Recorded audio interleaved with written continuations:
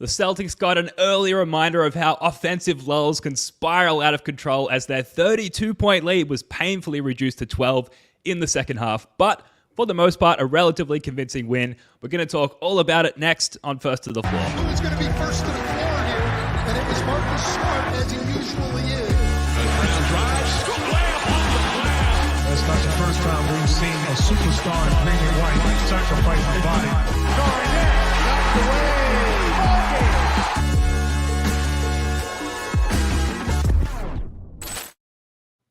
Welcome into another episode of First to the Floor. Ben Vallis here. Thank you for joining us. Hope you're doing well. Your Boston Celtics now lead 1-0 in the first round of the playoffs, despite briefly stressing us all out in the second half last night. Joining us, as he often does, it's Wayne Spooney. Spoons, how you doing, sir? I'm doing all right, Ben. I'm a mixed bag of emotions right now. Incredibly encouraged and a little disappointed, I guess.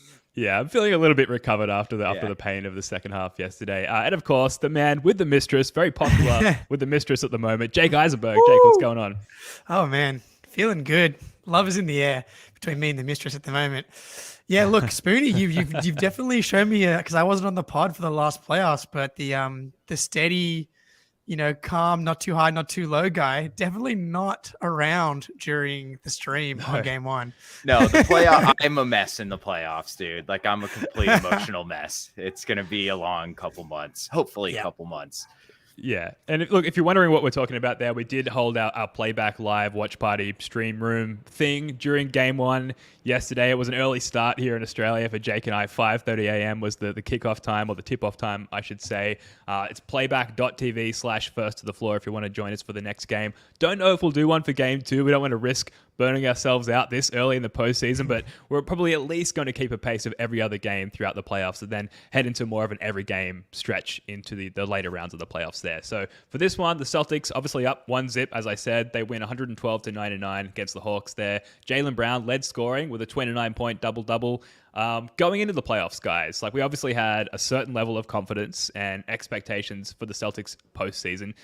Given what we saw yesterday, Spoony, I'll start with you because you were the most stressed in our live stream yesterday. How, if at all, has this game impacted your confidence and expectations about what the postseason is going to look like for the Celts? So it's not that we let the lead dwindle away, because that happens. It's the manner in which we let the lead dwindle away. It was the exact same stuff we've been seeing for 2 years with this team. Maybe I shouldn't be surprised.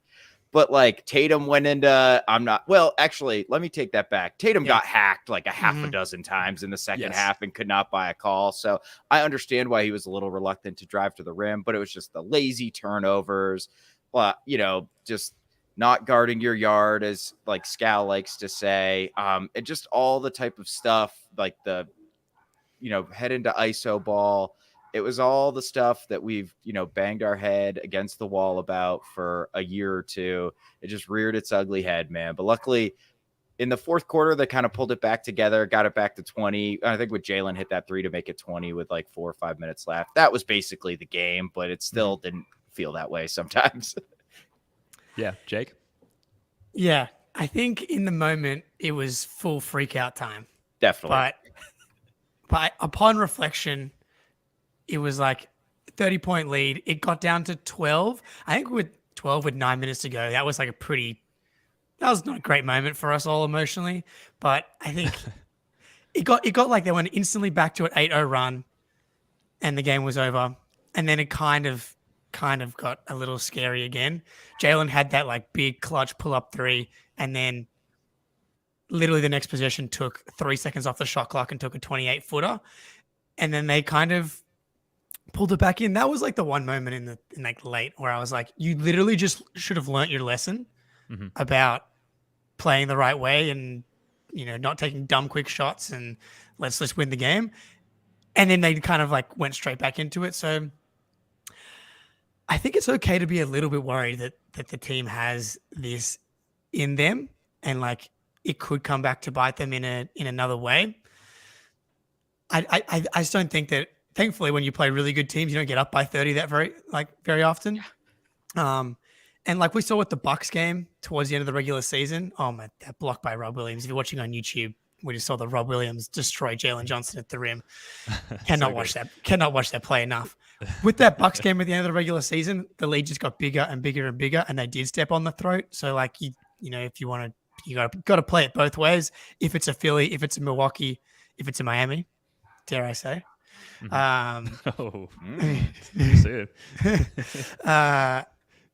Maybe, you know, it's a different story because it's like pretty obvious. I'm sure we'll get to that they can kind of score whenever they really need to against these guys. Yeah. It's born out of respect or a lack thereof for the opponent, which is why, exactly like you said, Jake, like that lead rather continued to balloon against the Bucks there, whereas, you know, Joe, who's the New Zealand correspondent for our podcast, always harps on about beware the early lead, and this was a classic version of that kind of a game for the Celtics. I don't think, like in hindsight, obviously during the stream we were quite anxious that they were going to give up the entire lead. In hindsight, it's like, of course they were going to win this game. Like no matter what, you know, it was almost felt like an annoying little brother. The Hawks were like trying to get up and annoy us, and we just had this continued ability to sort of push them back down to the ground as close as they got to us. So, you know, as far as confidence and expectations going into the postseason, like they're not really altered for me at all. It's just funny how like you expect a shift in mentality and approach going into the postseason. And we really just saw an extended version of what the regular season was. Derek White was awesome again, kind of the MVP of this game. We took a big lead on a lesser opponent early and then pissed it all down our leg later in the game. And that's nothing new at all. But yet we finished top 2 in offense and defense at the end of the regular season. We still are an awesome team despite those bad habits. And so, I don't know, it's just funny that we continue to see that again in the playoffs, given the importance of these games. But really, there's no form of a deviation as far as my expectations going into the postseason. What about tactically, Spooney, like just shifting to this game? Did you notice like what the approach was for the Celtics offensively and defensively in terms of how they wanted to attack the Hawks? I think offensively it was pretty simple, especially in that first half. The Jays basically nobody on the Hawks can stay in front of them. And then Tatum especially, but Brown as well. They just relentlessly attacked over and over again. And it was very, very effective until the refs started letting the Hawks get away with a lot of fouls, we'll say. And then defensively, I thought we did first of all, the effort in running guys off the 3-point line. We did such a good job. And every time they pumped and then went to the rim, there was help there. And the rotations on the backside were absolutely so crisp. So, I mean, as much as that second half was kind of deflating, when this team is locked in, they are the best team in basketball. And I'm not sure how close it really is. And they showed it in that first half. Yeah. Yeah, the Hawks can't guard the Celtics like across so many different positions. And defensively, we talked about it a little bit on the pod before. Let's try and turn Trae Young into let's see what he can do. Can he actually do his best Steph Curry impression? And they were pretty comfortable with like the Trae pull up threes coming off screens, staying home on shooters, making it easier for them to close out and stuff. And Trae Young goes 5 for 18. Only 8 assists, right? Like as well. That's well under his season average for assists. Like this Hawks team was one of the best offenses in the NBA. So you do expect them to score at times.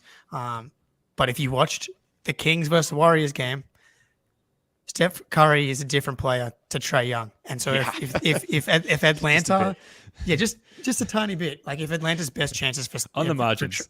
Yeah, exactly. It's a mentality thing, you know.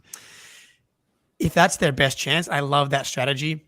We've spoken about Trae Young's stats kind of going into the season. Like he's just into the series. He's just not shooting very well. He definitely looked like he had lost confidence in the middle of the game. Like you can see him, like he made that 1-3 in the first half and he's like shaking his head. Like, why are these not going in? He's already going in his head coming into this game. And I think you hammer that in the Garden. And as soon as you start to miss some shots at home, crowd starts to get quiet against one of the best road teams in the NBA. I feel confident with that strategy.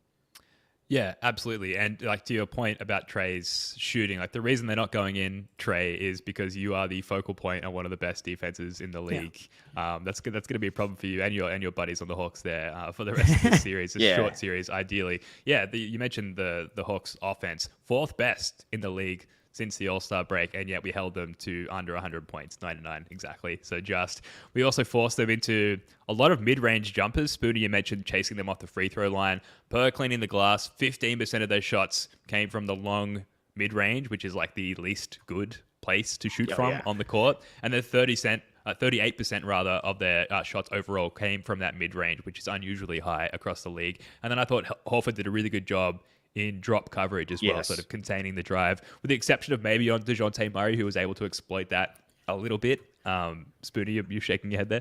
Yeah, well, I was just going to say, DeJounte, that's where he lives, is in the mid-range, right? Yeah. So if you're going to concede that to this team, DeJounte is going to get his numbers, but he's like, you have to be Kevin Durant level of efficient to drive overall efficient offense by killing people in the mid-range. So if DeJounte goes 6 of 12 from the mid-range, like, we're not going to lose because of that. And just real quick on how we were defending Trey. So the Hawks shot 15 wide open threes. But if you look at those threes, like a lot of them were Trey 5 feet behind. That's the only way he could get off a wide open shot, was way behind.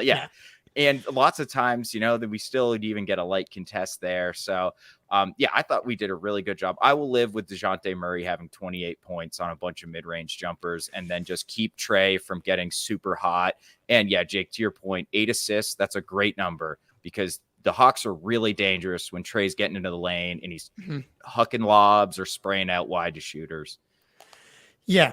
I went back and watched every 3-point attempt for the Hawks in the first half. I honestly, I think it's quite difficult to take away, strategy and tactics from the second half, honestly. And you go back and watch the first half and I counted 5 kind of like either catch and shoot opportunities or offensive rebounds leading to open threes.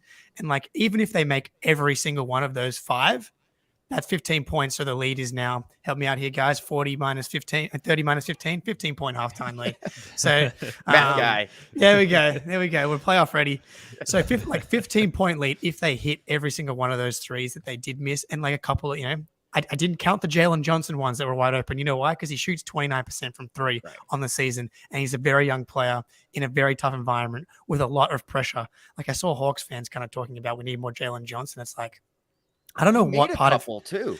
Yeah, I don't know what part of his game you're really thinking is going to give you a matchup advantage against the Celtics when they're so disciplined on defense. In transition, that's where you can really thrive. But outside of that, you can just sag off him like Ben Simmons style, and you feel super comfortable with that. I'm sorry, he was 0 for 2. He hit a long 2. Yeah, long 2. Yeah, on the line. That's right, on the corner there. Go ahead, Ben. Sorry.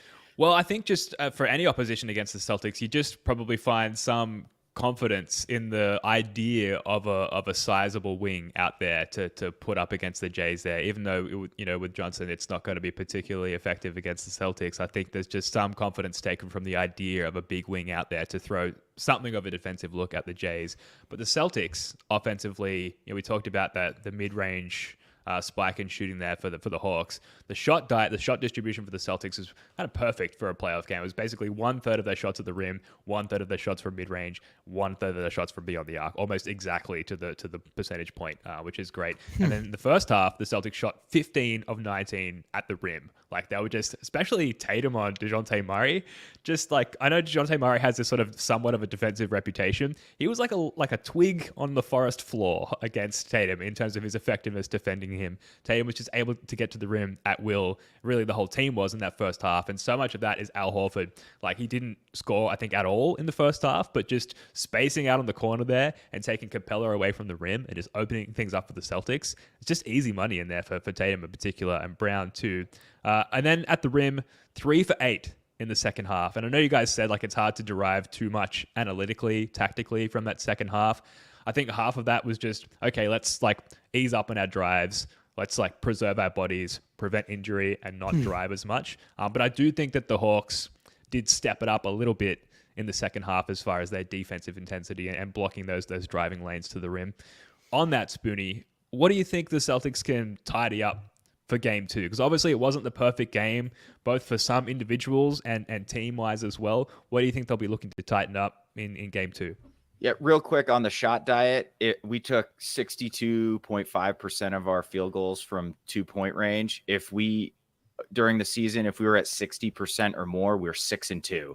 So if we're getting to the rim and attacking, we basically don't lose. But I think the biggest thing for me will be offensive rebounds. There were so many killer like that. If we just secured the defensive glass, especially in the third, in the fourth quarter, I think that lead doesn't shrink nearly as quickly. But there were some couple possessions. I think one possession in the first half where they got multiple offensive rebounds, but they didn't even end up scoring. That was the one where Atlanta called a timeout, or we called a timeout, and Al was like fist pumping down the court and stuff. Yes, so it just I hyped. I was hyped.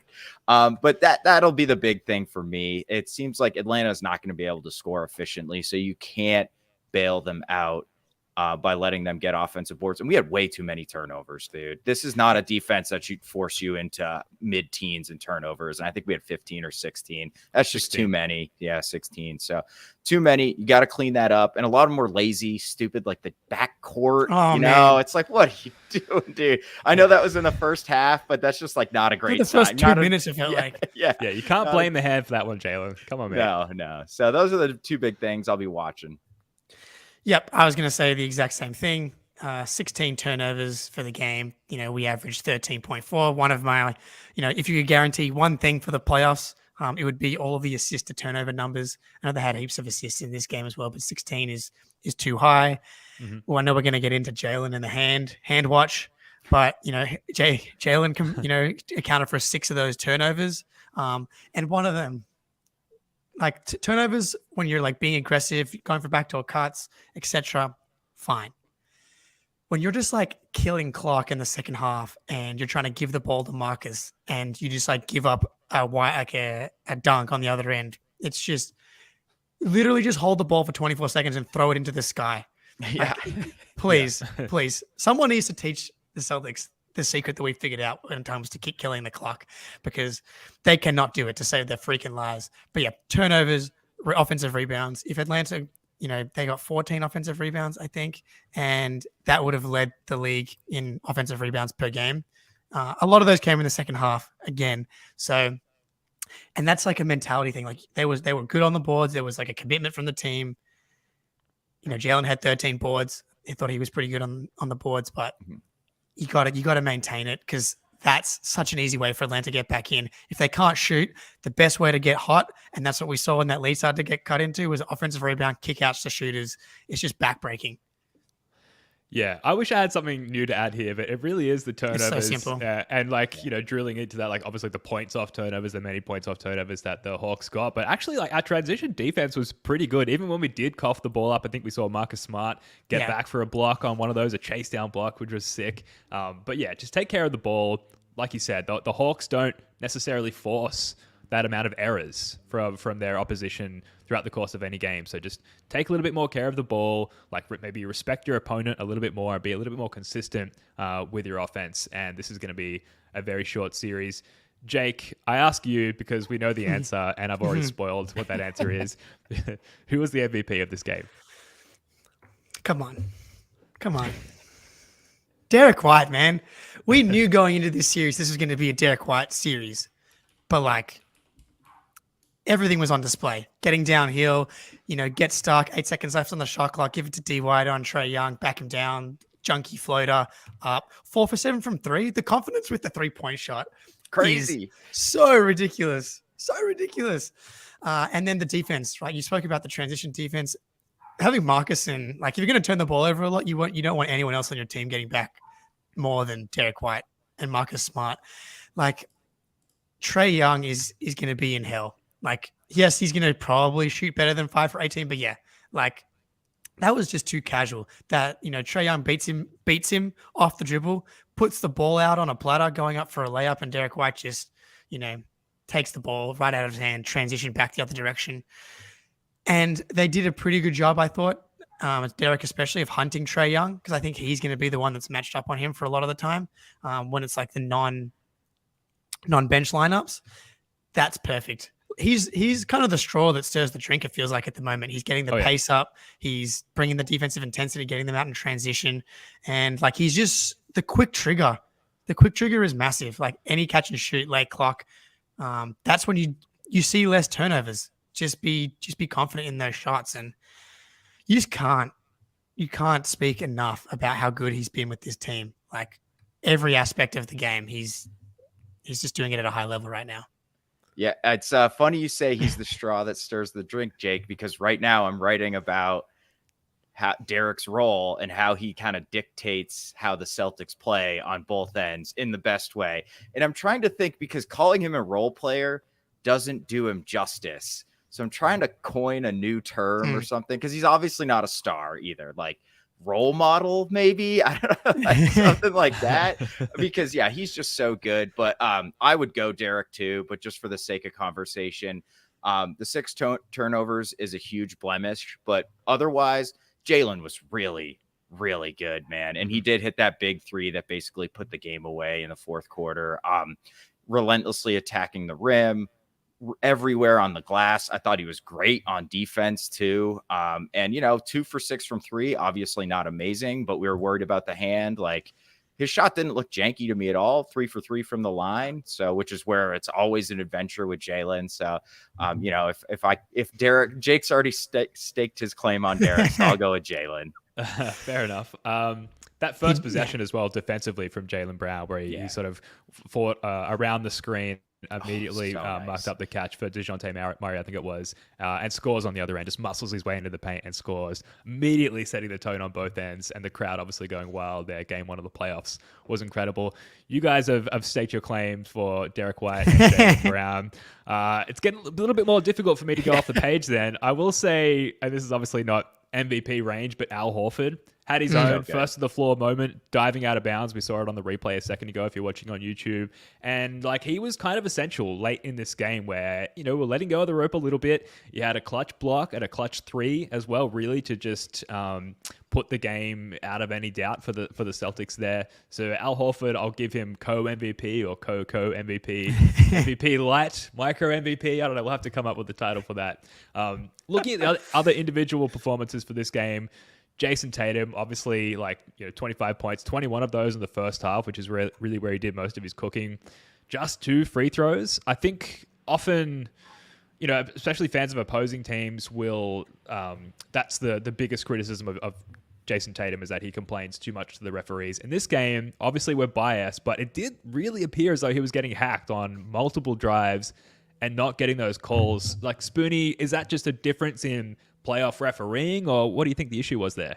I don't know. I mean, that wasn't the crew that somebody recently called out? Yeah, who just got fined? Fred Van Vliet. Yeah, Fred Van Vliet fine. Yeah, yeah. And Smart was like, "I'll let Fred say it for me, man." Yeah. So, who knows? It's so inconsistent, dude. But obviously, yeah, it's harder to get to the line in the playoffs. But then I thought there were some calls that were pretty soft on both ends too. So it's the inconsistency that kills me, and I think kills the players too.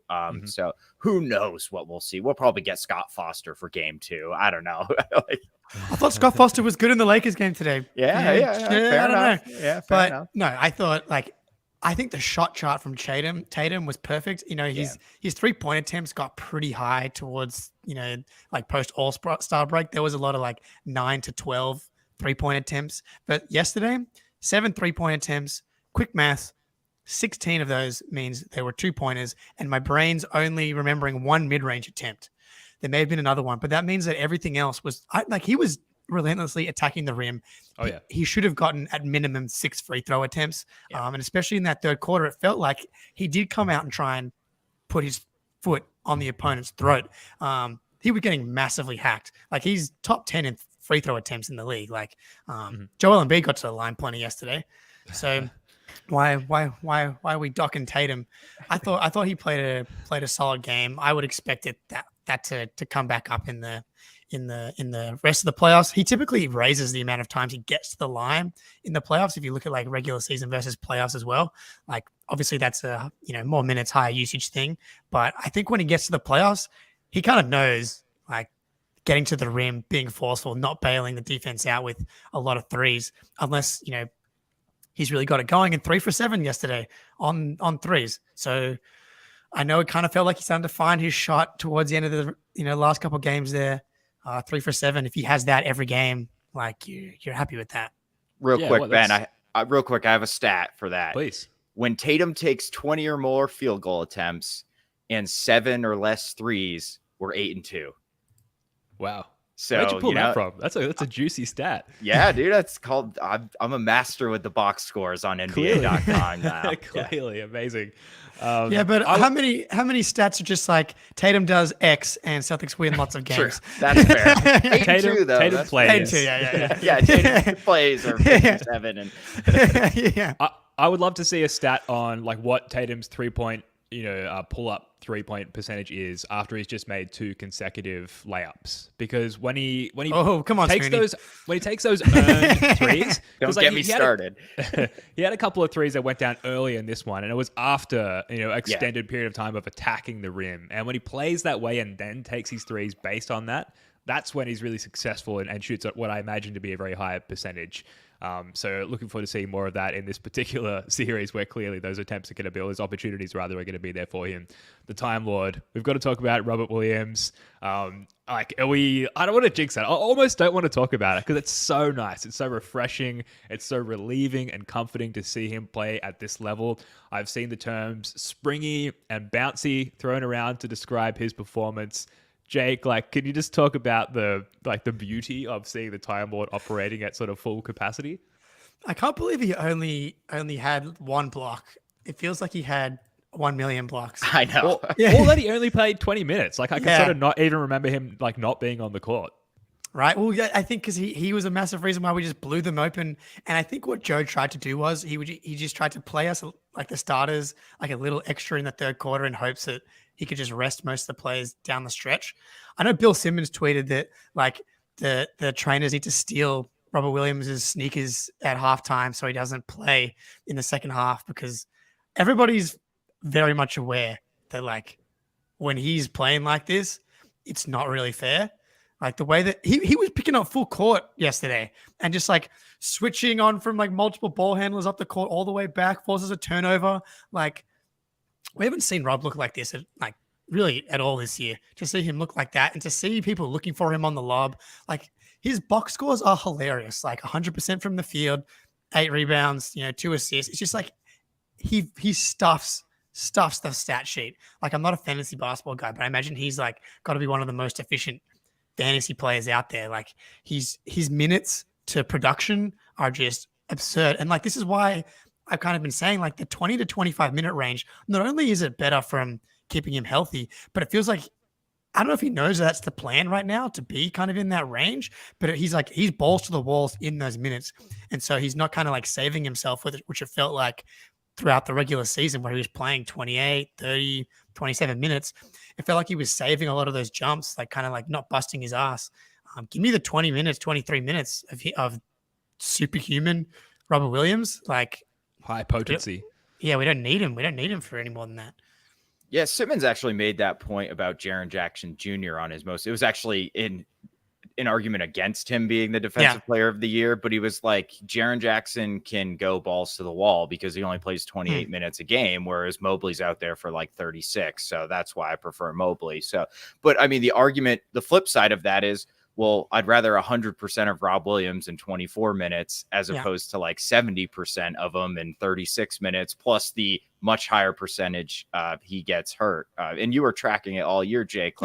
Right when his minutes got up into the 30s consistently, he got hurt again. So, I mean, look, he's so impactful that if he only plays 22 minutes a game, that's all we need, really. I mean, I think you could make an argument he was the best player on the floor in the first half because he was that dominant on the defensive end. And when we're Rob as the solo big and we've got that lineup with Smart, White, and then 2 wings, it's back to last year's defense where it's just the vice grip where you can't get open and the only type of possession you have is an isolation 3 or isolation against an elite defensive player. So man, it's exciting. Knock on wood, please, Rob. Just Yeah, stay look, healthy. yeah, just on that point and like the playoff defense, because that was something we were talking about. Yes, they were second in the league, but there was obviously a clear gap between how good they were last year and how good they were this year. Like you look at the minutes in this game, Derek White playing 38 minutes versus Marcus's 32 is kind of interesting. But like Derek White and Rob, you look at any number, it's like when those two guys are on the court, obviously the net rating is great, but like those two guys seem to be kind of the key to unlocking that next level of defense. And like if you just get 20 to 22 minutes of historical level defense, and then in the non-Rob minutes, it's just like regular old top three in middle, like, average top three defense, not historically good defense. But when you bring Al Horford, then all of a sudden you've got that spread pick and roll and all the driving lanes are open. Like the balance and versatility, I love it. And I kind of love what Joe did in that first game. Yeah, especially against a 7 seed where you don't necessarily need more than 22 minutes of that elite level defense. And then, if we do progress to round 2, which it looks like we probably will, touch wood again, and the Sixers as well, Rob is a little bit less, I don't want to say less important, but like Horford and his ability to space the floor against Embiid, there's going to be more of a requirement on heavier minutes for Horford than Rob in round 2 as well. So again, added preservation of Time Lord that we can probably afford to limit his minutes in that second round as well. So really good to see. 12 points, 6 for 6, perfect shooting from the floor for Rob Williams. One very sick block. We saw in the highlights if you're watching on YouTube, off that offensive rebound from Marcus Smart, the no look tap lob, which is a sick highlight. 8 boards and 2 assists. So a great game all round for Time Lord, who somehow finished with a -6, which I think is just a knock on single game plus minus. Looking at other individual performances, Marcus Smart and Al Horford had slow starts to this game, but strong finishes. Marcus Smart, particularly on defense, it was nice to see a familiar face in that sense. Like I think we really saw, this has been the conversation on the various Celtics pods I've listened to since the game. Like Smart reared that sort of defensive prowess that we have grown used to seeing him, especially last year in that decoy performance from him. Offensively, left a lot to be desired. Very Marcus Smart performance. Yeah, including one of the all-time no-yes shots. Unreal. In the first half there, but Spooney, just give us a bit more on Smart's defensive impact on this game, because I thought it was incredible. Yeah, I mean, you saw the entire Marcus Smart experience on both ends, really. And defensively, that means all good things. Like, he was just switching on to everybody. His rotations were great. And I think there were some quotes after the game, might have been from Mazzulla, who was saying, like, actually, I can't remember who it was, but basically Smart is back to being sort of the quarterback of the defense, where he's just communicating, he's directing people where to go. He's making sure, if we've got cross matches, we scramble behind it afterward, pass guys off so we get the right matchups, pre-switch, all that crazy high level stuff that Smart is basically a coach on the floor about. And the reason why he has such a profound effect on the defensive side of the ball, coupled with him just absolutely locking up anybody who stands in front of him. So, I mean, he had 3 steals and 2 blocks for a point guard. That's pretty insane. So good.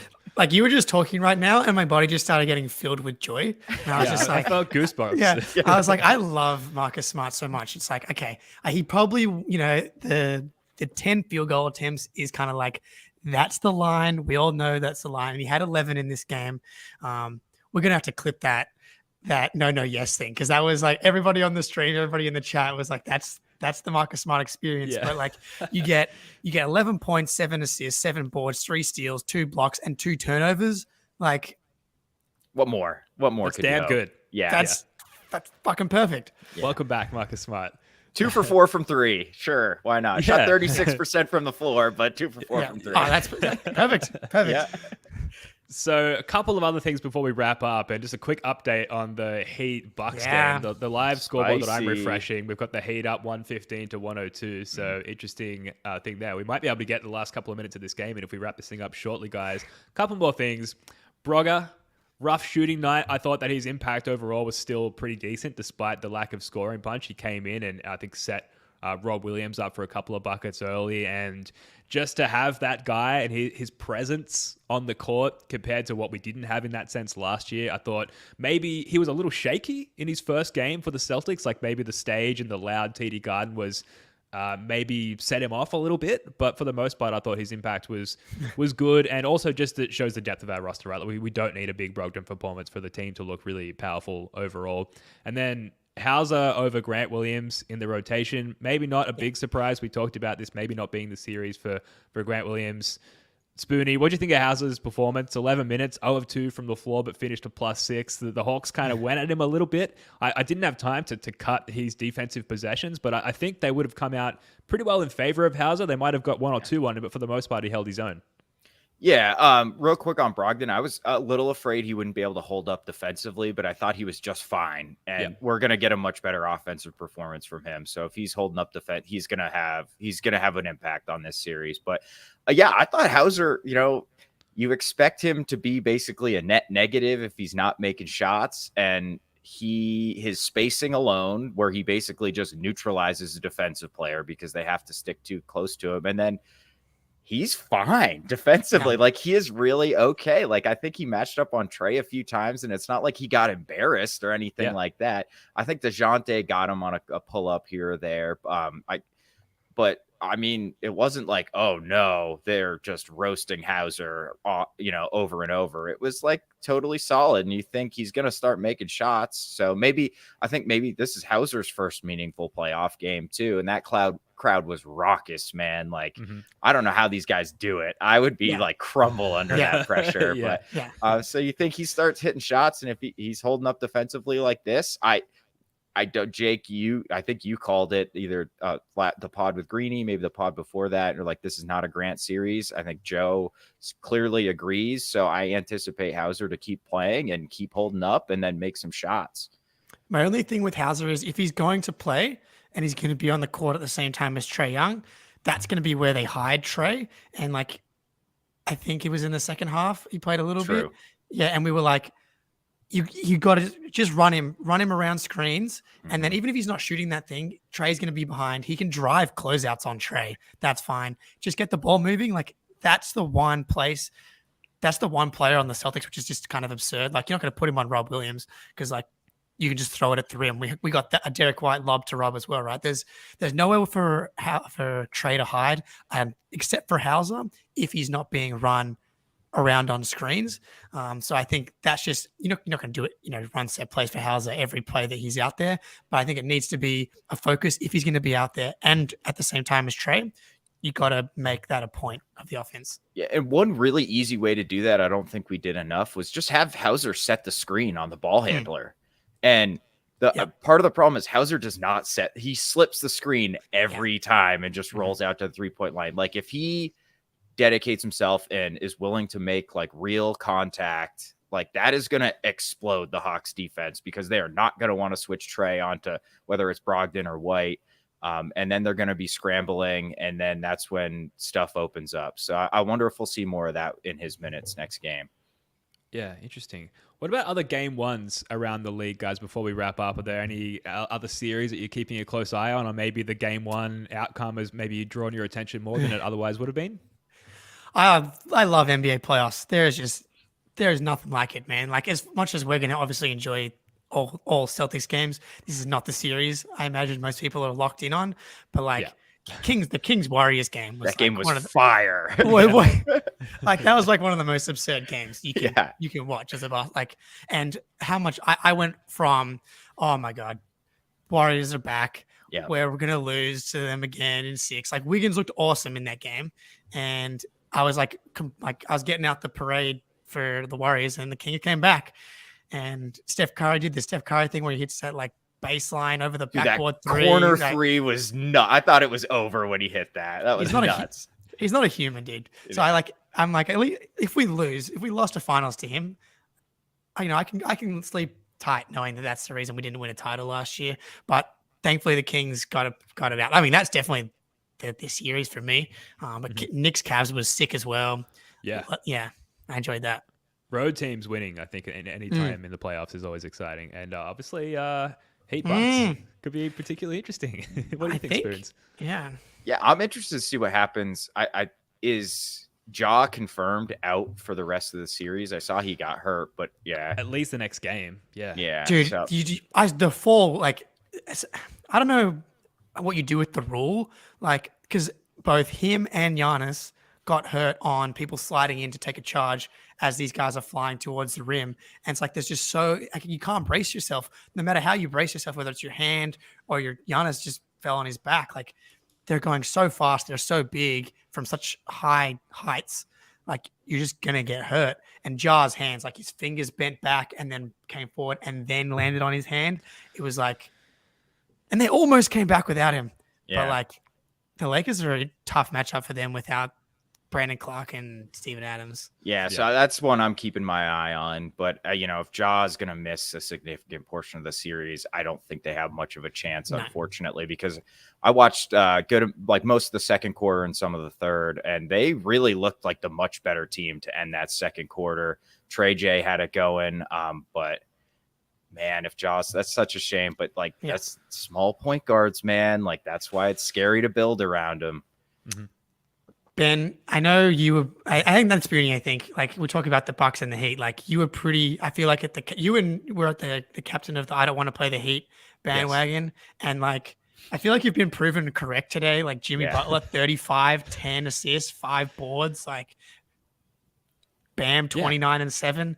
Hero broke his hand as well, by the way, today. Yeah, I saw that. Yeah, I was watching when that happened. It looked absolutely brutal. And then Spo, I know it was close to the end of the half, so let's just let the clock run out. But he was clearly in agonizing pain, and they left him out there for a good 30 seconds or so. And he had to put up a 3 with a broken hand, which almost made went it down. Did he make it? I thought he made it. Yeah, maybe not. Maybe not. Yeah, wild.